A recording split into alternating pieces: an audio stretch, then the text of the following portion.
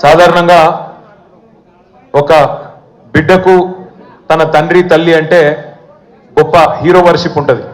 మా నాయన హీరో అనుకుంటారు ఎవరైనా.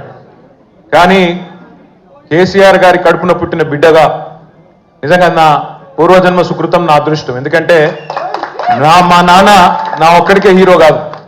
మా నాన్న మొత్తం తెలంగాణ జాతికి హీరో, 4 కోట్ల తెలంగాణ ప్రజలకు హీరో.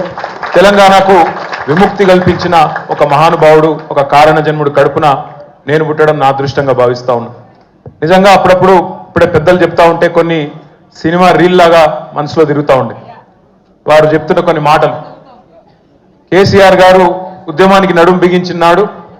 ఎన్ని ప్రతికూల పరిస్థితులు, ఎన్ని ఇబ్బందికరమైన పరిస్థితులు ఇప్పుడే పెద్దలు మస్సున్నాచారి గారు చెప్పినారు. మీడియా పవర్ లేదు, మనీ పవర్ లేదు, మజిల్ పవర్ లేదు, కుల బలం లేదు, ఉన్నదల్లా ఒక్కటే గుండె బలం, జనబలం. దానితోనే ఆనాడు 25 సంవత్సరాల కిందట పార్టీని పెట్టిన తర్వాత ఎన్ని దెబ్బలు, ఎన్ని అవమానాలు, ఎన్ని రకాల ప్రతికూల ఫలితాలు ఇప్పుడే హరీష్ రావు గారు మేము వివరంగా చెప్పినారు.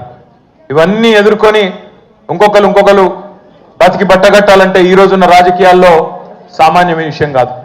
కానీ తాను తెలంగాణ అనే స్వప్నాన్ని తెలంగాణ ప్రజల తరపున స్వప్నించి ఒక కలగని ఆ తర్వాత 25 సంవత్సరాలుగా ఈ రాష్ట్ర రాజకీయాన్ని శాసించి అల్టిమేట్ గా సావు నోట్లో తలబెట్టి తెలంగాణను సాధించిన కారణ జన్ముడు మన నాయకుడు కేసీఆర్ గారు అనడంలో రెండో ఆలోచన ఎవరికి కూడా లేదు.